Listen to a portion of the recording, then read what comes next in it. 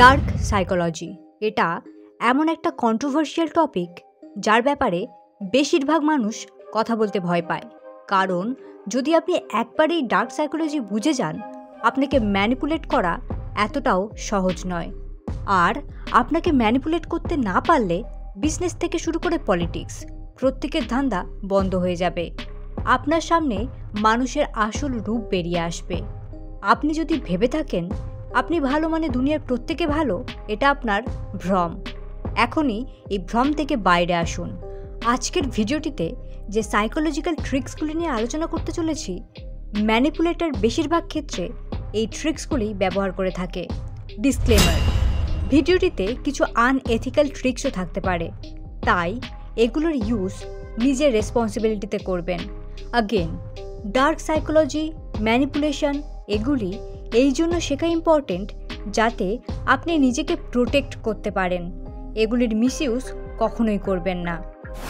Number 1, social proof. যখন আমরা দেখি আমাদের আশপাশের বেশিরভাগ মানুষ কোনো একটা স্পেসিফিক জিনিসকে পছন্দ করতে শুরু করেছে, আমরাও সেটা পছন্দ করতে লাগি। এটার বেস্ট এক্সাম্পল হলো ট্রেন্ড। আপনি দেখেছেন যখন কোনো সং ট্রেন্ডে থাকে, প্রত্যেকে সেই সংটি শোনা শুরু করে, বা কোনো জ্যাকেট বা জিন্স যদি ট্রেন্ডি হয়, প্রত্যেকে সেটা কেনা শুরু করে।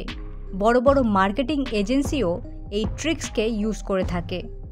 যেমন কোনো মুভির পজিটিভ রিভিউ দেখে আমরা মুভিটি দেখতে চলে যাই, যেখানে মুভিটি হয়তো ততটাও ভালো নয়। Influence the psychology of persuasion বইটিতে লেখক বলেন, কোনো এমন একটা সিচুয়েশান যেখানে আমরা কনফিউজড ফিল করি, সেখানে আমাদের আশপাশের লোক, স্পেশালি সেলিব্রিটিস, ফ্রেন্ডস বা সোশ্যাল মিডিয়া দেখে আমরা ডিসিশন নিয়ে থাকি কোনটা আমাদের জন্য সঠিক। একজন ব্যক্তি যাকে হয়তো আপনি পছন্দ করেন না, কিন্তু আপনার আশপাশের ফ্যামিলি, ফ্রেন্ডস প্রত্যেকে আপনাকে কনভিন্স করতে থাকে যে না, ব্যক্তিটি অনেক ভালো।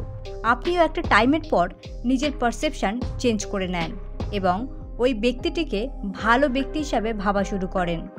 বেশিরভাগ সময় আপনাকে অ্যাকচুয়ালি ম্যানিপুলেট করা হয় এবং আপনার পারসেপশনকে চেঞ্জ করা হয়, যেটা আপনি ধরতেও পারেন না। সো মুভি ইন্ডাস্ট্রি হোক বা কোনো প্রোডাক্ট বেচার ক্ষেত্রে হোক বা কোনো চোরকে সাধু বানানো হোক, প্রতিটি ক্ষেত্রে এই ডার্ক সাইকোলজি ইউজ করা হয়। Number 2, reason. ডার্ক সাইকোলজিতে এই ট্রিকটি সবচেয়ে সিম্পল বাট এফেক্টিভ একটি ট্রিক। এখানে ম্যানিপুলেটর যেটা চায় সেটা পাওয়ার জন্য রিজন এবং লজিক্যাল আর্গুমেন্ট ইউজ করে থাকে এবং টার্গেটকে কনভিন্স করতে থাকে। আপনি মানি হাইস্ট সিরিজটি দেখেছেন, যেখানে মাস্টারমাইন্ড প্রফেসর ব্যাংক লোটার জন্য যাদের টিম বানিয়েছিল, তাদের প্রত্যেকের ব্যাকগ্রাউন্ড দেখলে আপনি বুঝতে পারবেন এদের মধ্যে একটা জিনিস কমন রয়েছে, সেটা হলো প্রত্যেকেই নিডি, প্রত্যেকেরই টাকার প্রয়োজন। প্রফেসর তাদের কনভিন্স করেছিল কিভাবে ব্যাংক লুটলে তাদের প্রত্যেকের ফাইন্যান্সিয়াল প্রবলেম সলভ হয়ে যাবে। এইভাবে মানুষকে পারসুয়েট করা হয় কোনো স্ট্রং রিজন দেখিয়ে। নাম্বার 3, স্লাইটলি রং। টপ ক্লাস ম্যানিপুলেটর এই ট্রিকটি ইউজ করে থাকে। এই ট্রিকে কিছুটা ভুল ইনফরমেশন কনফিডেন্টের সাথে বলা হয়, যার থেকে সামনের মানুষটি সেটা কারেক্ট করতে যায় এবং রাইট ইনফরমেশন রিভিল করে ফেলে, সাথে কিছু এক্সট্রা ইনফরমেশনও দিয়ে দেয়। আপনার আশপাশের পাড়ার কাকিমা জেঠিমাকে এই ট্রিকটি ইউজ করতে আপনি দেখে থাকবেন। লাইক, তাদের হয়তো কোনো একটা ইনফরমেশন বের করার রয়েছে, সেক্ষেত্রে তারা ডিরেক্টলি জিজ্ঞেস না করে বলবেন, শুনলাম তুমি নাকি অঙ্কে ফেল করেছো।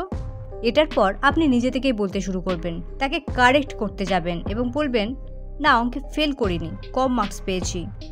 এরপর কেন পেয়েছি, কিভাবে পেয়েছি, বাকিগুলো কেমন হলো, এই সব কিছু আপনি নিজে থেকে বলা শুরু করবেন। দেখুন, এটা একটা ছোট এক্সাম্পল।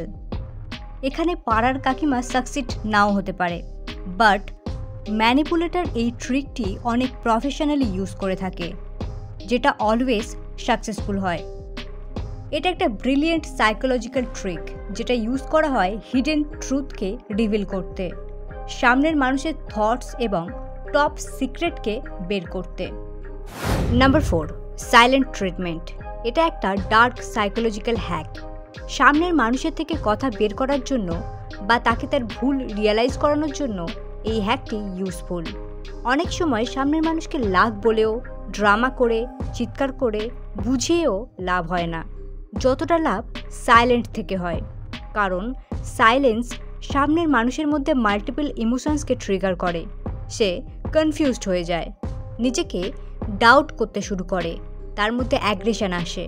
এগুলোর সাথে সাথে আপনার প্রতি অ্যাটাচমেন্টও বাড়তে থাকে। এই সাইলেন্ট ট্রিটমেন্ট রিলেশনশিপের ক্ষেত্রে ইভিল। ধরুন আপনার পার্টনার, ফ্যামিলি মেম্বার বা আপনার ফ্রেন্ড কোনো ভুল করেছে যেটা আপনার পছন্দ নয়। এখন বারবার বারণ করা সত্ত্বেও সে আপনার কোনো কথা শুনছে না। এমন সিচুয়েশানে বলা বন্ধ করে দিন, একদম সাইলেন্ট হয়ে যান, তাকে কনফিউজড হতে দিন, ভাবতে দিন আপনি কেন এমন রিয়্যাক্ট করছেন। এই সাইলেন্ট ট্রিটমেন্টে তার মধ্যে রাগ আসবে, একটা টাইমের পর সে ভেঙে পড়বে এবং আপনি যেমন চান তেমন হবে। এই ট্রিকটি অনেক ডেঞ্জারাস এবং এটি সামনের মানুষকে সাইকোলজিক্যাল টর্চারের মধ্যে দিয়ে নিয়ে যায়। তাই এই ট্রিকটি কারোর উপর প্রয়োগ করার বদলে কেবলমাত্র নিজেকে প্রোটেক্ট করার জন্য ইউজ করবেন। Number 5, choice restriction. এটা এমন একটা ট্রিক যেটা ইউজ করে আপনি মানুষের ডিসিশনকে নিজের ডিরেকশনে আনতে পারেন। দেখুন, মানুষকে দিয়ে সোজাভাবে কোনো কাজ বের করা মুশকিল, তাই আপনি যদি তার চয়েসের উপর লিমিট লাগিয়ে দেন তাহলে তার ডিসিশন মেকিং এবিলিটিও লিমিটেড হয়ে যাবে। ফর এক্সাম্পল, আপনি চান আপনার ছোট ভাই বা বোন পড়তে বসুক, বাট আপনি যদি তাকে ডিরেক্টলি বলেন সে রেসিস্ট করবে। তাকে বলুন বাড়ির কোনো কাজ কর, সেই তো পড়তে বসবি না, সে তৎক্ষণাৎ সব কাজ ছেড়ে দিয়ে পড়তে বসে যাবে। এটা তো গেল একটা সিম্পল এক্সাম্পল। এইভাবে লোক আপনার চয়েসের উপর রেস্ট্রিকশন লাগিয়ে কত বড় বড় কাজ করিয়ে নেয় এবং তারা যেভাবে চায় ঠিক সেইভাবেই করিয়ে নেয়, আর আপনি বুঝতেও পারেন না। এই ছিল ডার্ক সাইকোলজির কিছু ট্রিক যেগুলি আপনি ইউজ করতে পারেন বা নিজেকে ইউজ হওয়া থেকে বাঁচাতেও পারেন।